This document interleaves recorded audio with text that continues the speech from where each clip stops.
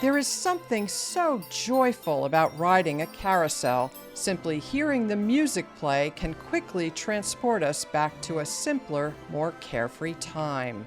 There were once a few thousand hand-carved wooden carousels operating in the United States. Today, a national census shows there are about 200 still running.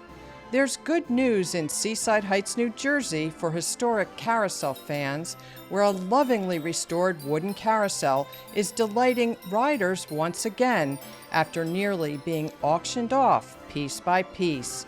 That's all up next on Still Time for Joy, where we share practical advice for weathering life's storms and inspiring stories of resilience. Hello, I'm Sandra Levine, host of Still Time for Joy.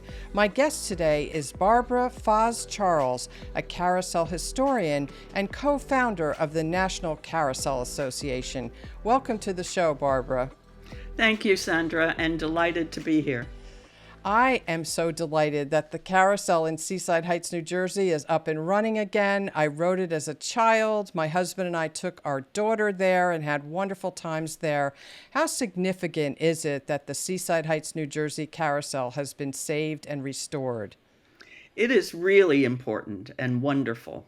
In 1974, when the National Carousel Association did their original census of New Jersey carousels, there were 19. Of all the states in the country, the worst loss has been New Jersey. Only 4 survive.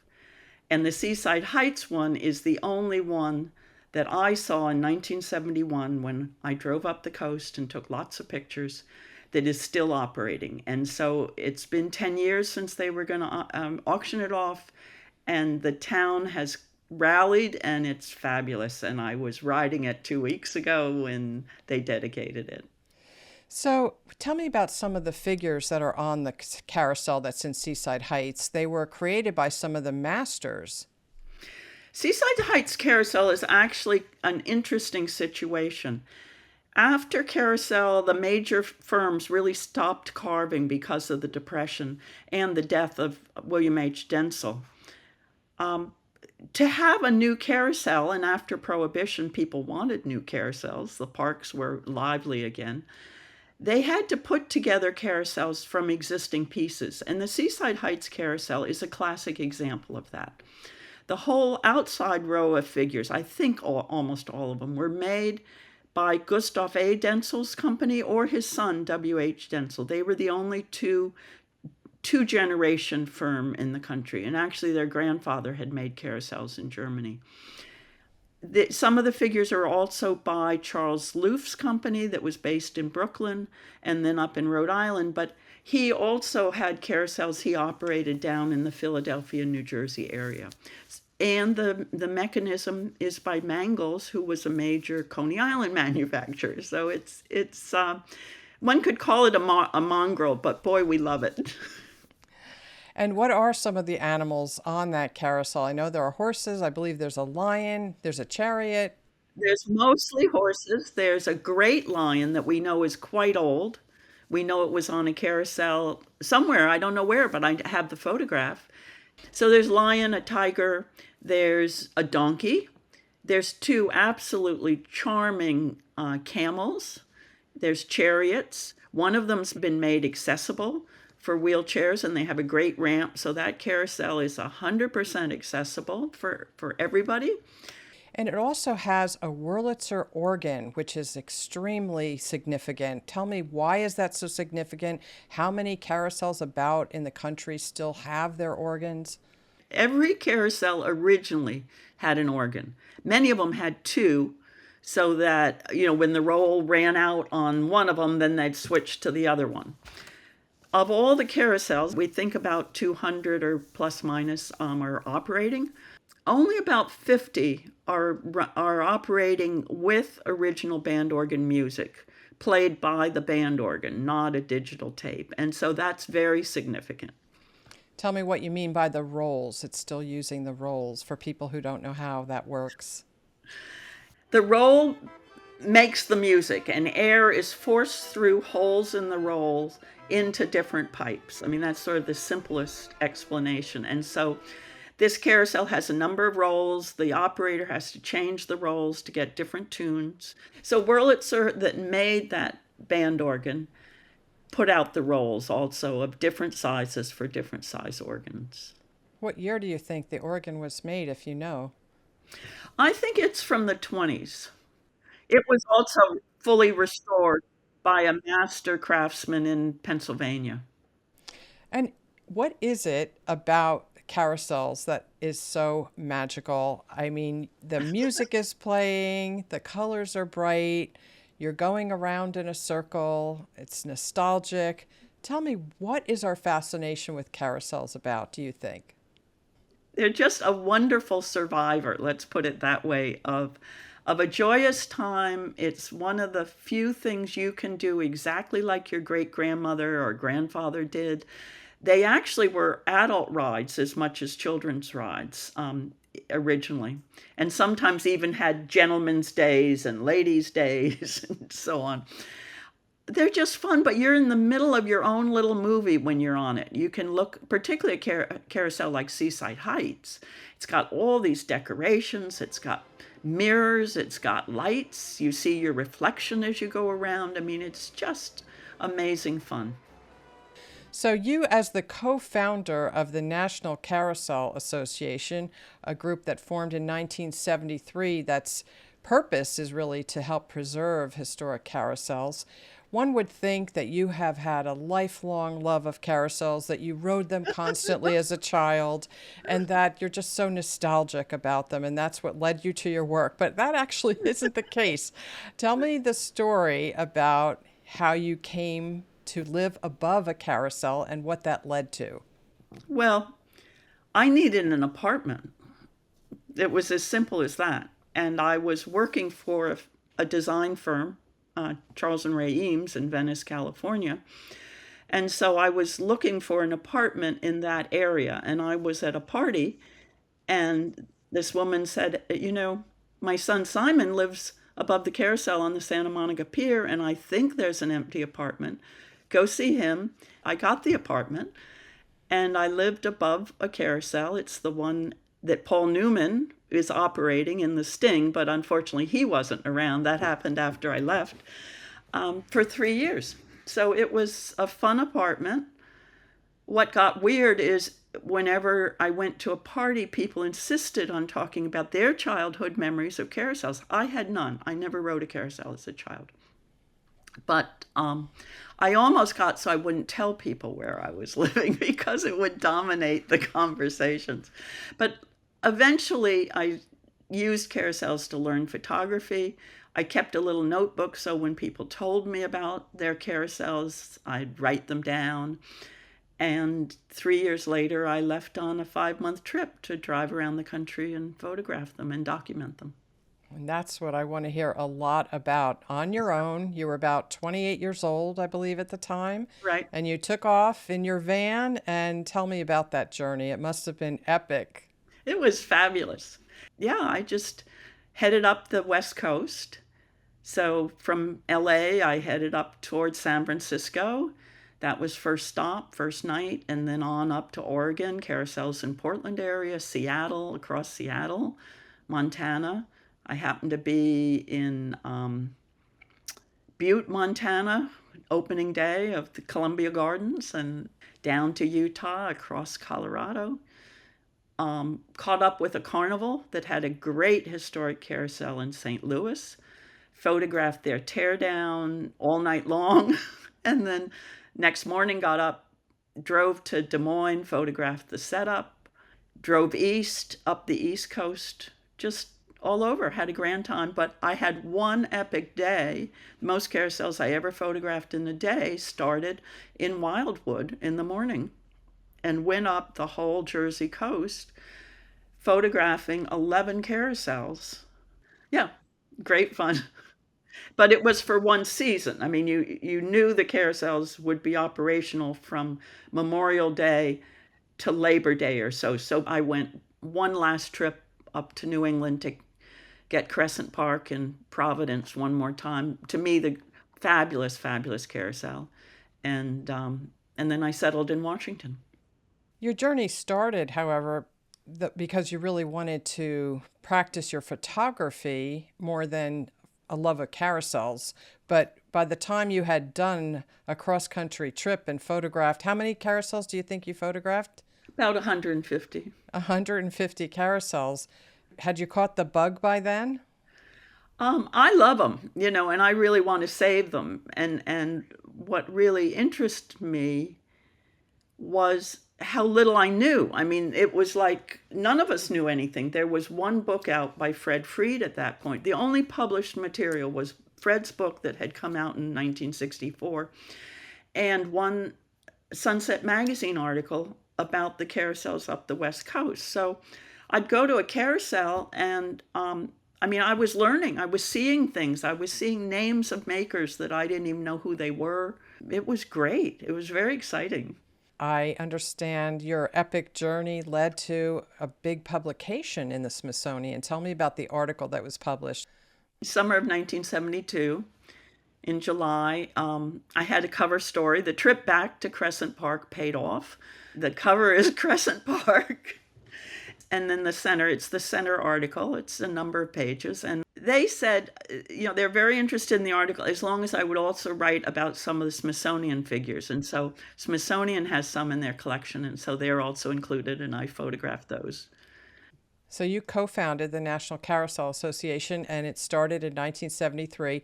So tell me about the mission of the National Carousel Association, and also especially the census you did early in the 1970s. The mission is the preservation of historic carousels. When it started, we had no idea that such a resurgence of interest in operating carousels would happen, but we wanted to try to preserve them if we could. And now there's actually people carving new carousels that we also write about in the magazine and so on. By 1974, we published the first census of American carousels. And so my trip was the initial basis of it. But I had people in various parts of the country that I'd never gotten to reporting in on different carousels. And at that point, we figured out that we had slightly over 350 carousels in the country.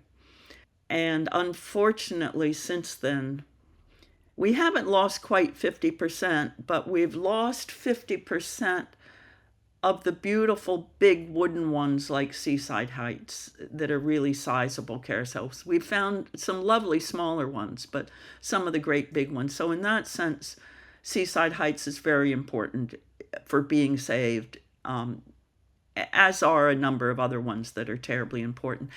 And what has happened, and Seaside Heights is a good example, a number of carousels to be saved have transferred through a lot of effort from private hands to public hands. And so Seaside Heights, when it was going to go up in the auction block after Hurricane Sandy, 2014 was when the auction was announced. And it was all set up with a New York auction company, and made the New York Times. There was, huge consternation, and I was asked to go up and talk to the press in August that year. And I first met with Dr. Moreland. I'd never met him, and I wanted to be sure that I knew his story if I was going to, talk about the carousel, because he really saved it in the 80s. And I met with Chris Voss, the young man who had just become city manager. He's gotten gray hair, I think, in part from saving this carousel. And we talked a lot about what could we do and what could be done. But ultimately, they worked out a transfer of land. It's a very complex transfer. I helped them get a very small grant from the National Carousel Association to bring in Todd Goines from Ohio to look at it, to understand it. He discovered on that first trip that, in fact, the center pole was cracked and that would all have to get replaced. And that's critical, obviously, for safety. And then the town, or Chris, really orchestrated it, got 2 major grants from the New Jersey state for the building and for the carousel. I had a small part in those, just reading the grant applications and, touching them up a bit to really talk about this carousel, but I'm delighted they got them. They're each $750,000 grants. And the town has just stepped up and saved it and built a beautiful building. And they really get all the credit, the town and the Historical Society, and ought to be applauded, and everybody ought to ride it. It's great. Yes, this show today is about the resilience of this carousel and of the people of Seaside Heights, New Jersey, who saved it. And I want to just ask you to tell me briefly about Dr. Moreland, who ran the carousel as a teenager, right? What was his role in all of this? As I understand the story, his family went to Seaside Heights, and he may have started out as a ring boy. A lot of, young men did. That means putting the rings in the ring arm so you can catch the ring. And his father died while he was a teenager, and the man that owned the carousel, owned Casino Pier then, gave him summer jobs. And he worked there every summer, put himself through college, through grad school. He's a classics professor, PhD, major professor from New York City. And what he told me is that he heard from a carousel, person interested in carousels, that Seaside Heights was going to get sold in the 80s by the man who was his patron. And he contacted him and said, I want to buy it. And the man gave the check back, but said, it's yours. Here's the key to the building. You run it. You do anything you want. And so Dr. Moreland would bring down his friends from New York, his academic friends, and in the winter they would paint it and decorate it. And he basically ran it with people he hired until the Storinos bought Casino Pier around 2000 or so. So he really deserves the credit. And there was a press conference in the 80s when he was working on it and all, that it was renamed the Dr. Floyd Moreland Carousel. It's his carousel. And so it's been saved twice. Yeah, yes. That is why this is such a story of resilience. Yes, It has been saved twice. The effort to save the carousel involved dismantling it and shipping all the pieces to a facility in Ohio that you've talked about just a little bit, called Carousels and Carvings. And there's a fabulous person there who is an expert at restoring carousels. Tell me a little bit about what is the process of restoring a carousel and the person who's doing a lot of this work. Well, first you got to take it all apart, and you have to understand, carousel is all hanging off that center pole.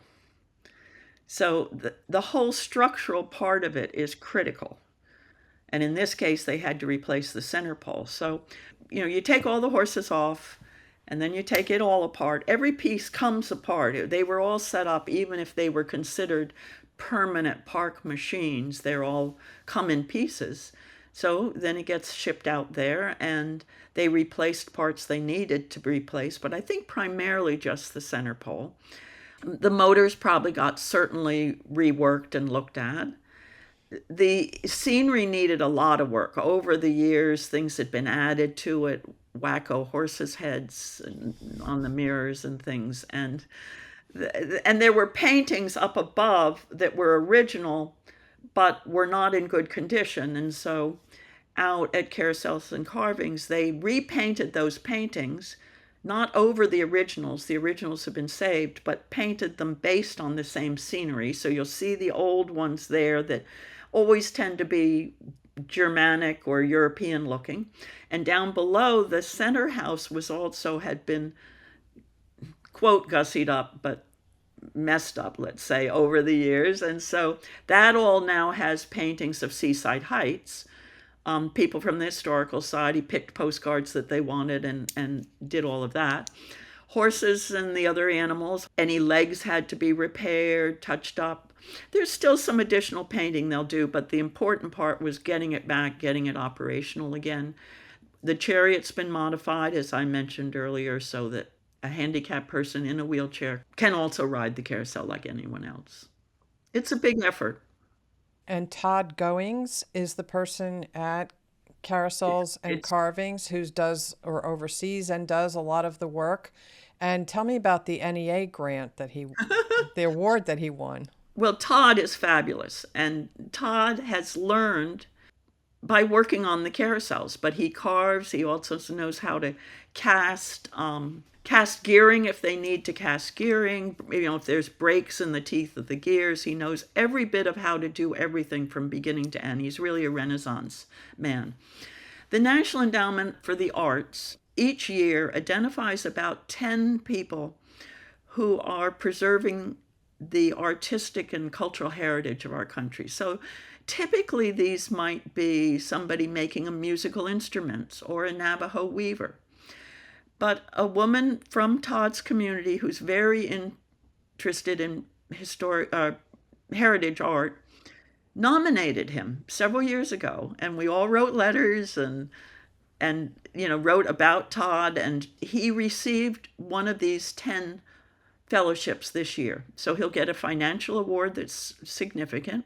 He's been told he cannot put it into the company. He has to do something for himself. We all think he should go to Italy and study the master Renaissance carvers. So whether he'll do it, I don't know, but that's what we're all telling him he ought to do.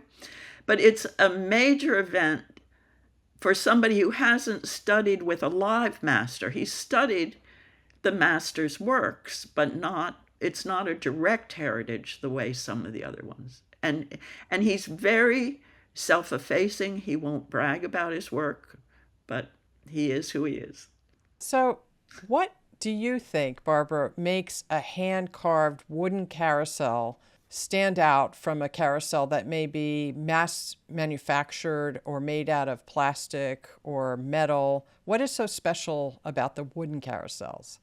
I think a variety of things. First, all of the figures will be slightly different.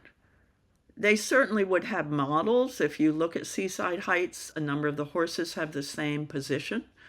But the saddle, the blankets, the detail, the way the mane is, everything will be slightly different. So you can just look at details all over the carousel and be fascinated by them. And you should. I mean, there's little dogs. There's just so much fun little stuff. That's one of the things. They're not just coming out of the mold. They're not looking the same. I think the fact that they're wood, they're much nicer to ride than plastic or fiberglass. There's a warmth to them.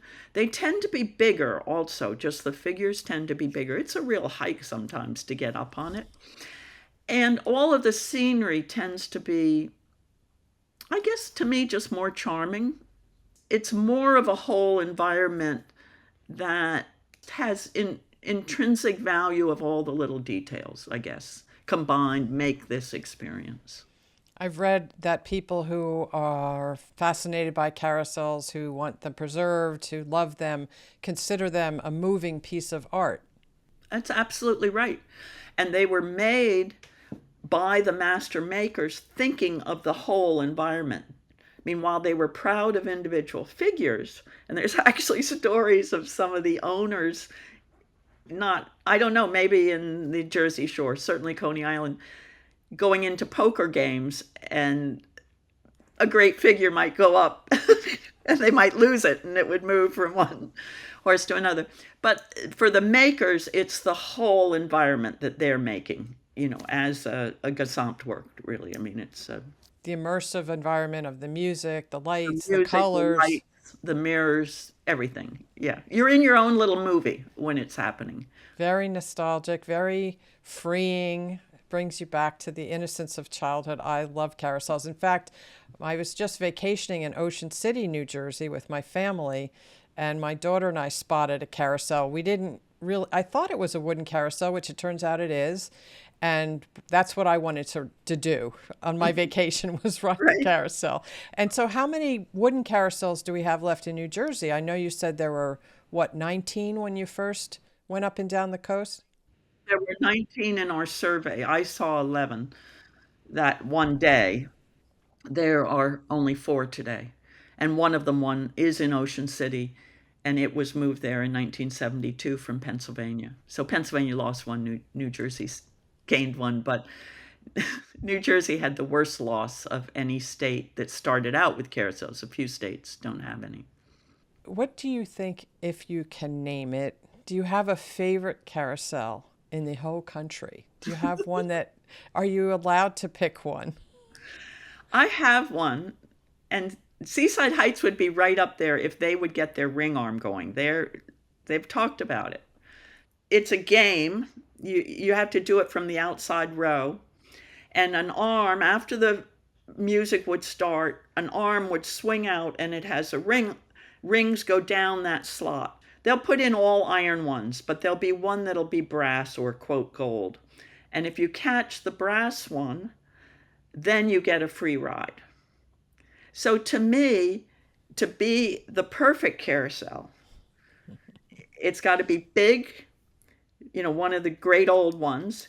It's got to go fast. I'd also like to see Seaside Heights go a little faster. It has to have a great band organ, and it has to have a good building, which Seaside Heights has now, and it has to have rings. Get them a ring arm and they'll be right up there, but now it's Crescent Park in East Providence, Rhode Island, and that's the one that was on the cover of Smithsonian, and it was saved by the community. Another epic story of saving a carousel. And the story of the Catch the Brass Ring, I read somewhere that goes back, I don't know, was it medieval times? It goes way back to training knights. Did I read that right? You read it. I think it's false, but you read it. To me, it's about as much like training knights as it is darts, or the same as, teaching people to throw spears. But it's a game. And some of the earliest images of carousels, there's some images of a carousel built for young Louis XV. And people have little spears, if you can quite imagine, insurance today, little spears to catch the rings. And so it's always been associated not with French carousels, with American carousels. The earliest one we know about in America, late 18th century, had little spears, rings to catch them with. And you can pretend you're a knight, with your joust and catch a ring. So you told me it was okay to mention your age. Barbara, you're 81 years young. Hard Yes. to believe, but you are not done yet with your carousel work. You have in mind to write a book. Tell me about the book you're planning right now, or books, actually. Wow. It's now been 53 years since my trip. And ever since that, I had been hoping to write a book about the trip. Because I saw carousels that don't exist anymore. I saw them unrestored. The photographs are quite interesting with the whole paint and so on. It was really a trip of discovery in what I was finding. So I've started that as a memoir, to begin with kind of finding the apartment above the carousel, learning to photograph, going on the trip. So that's book one. If I survive that and get that done. The book I would love to write, and I think would make a real contribution to the history of carousels, would be about the history of carousels, going back to what I believe are the beginnings in the Ottoman Empire, but focusing on American carousels, and then with the major carousels that I would talk about, and Seaside Heights would be one of them, talking about the people who have saved them and the people who have restored them. And so Todd would be part of the story, if not on Seaside Heights, on some other carousels he's worked on. Dr. Moreland would certainly be part of the story. The epic effort to save Crescent Park. There's a man there who's in his 80s now, who's been working at that carousel since he was a ring boy at 15. And he's the one who let me in when it was closed to photograph. Wow. And he's my friend. So there's some great stories, and as well as stories about the new carousels that are being carved and how they're being used to really revive downtowns. Albany, Oregon is an example. 50 years ago, the idea that people would come together and carve their own carousel, it's nothing we even imagined. And it's very exciting. It is exciting. And is it fair to say that the woman or the girl who never rode a carousel when she was young and really didn't care about carousels, even was annoyed by the music of the carousel when you moved on that pier above them when you were in your 20s, is it fair to say that you love them now? Oh, yeah. Barbara Fahs Charles, I loved hearing all about wooden carousels today, the history of carousels. I so appreciate the work you did on behalf of Seaside Heights to save the carousel at the Jersey Shore. Thank you so much for your time and for coming on the show today. Sandra, it's been my pleasure. Thank you very, very much for asking me. If you found today's show helpful, please share the information with someone who needs it. And follow Still Time for Joy for more practical tips on weathering life's storms, as well as inspiring stories of people who have turned their pain into purpose. Please consider supporting the work that goes into producing the show on Patreon. Follow Sandra Levine Productions on Facebook and YouTube, and learn more at sandralevine.com.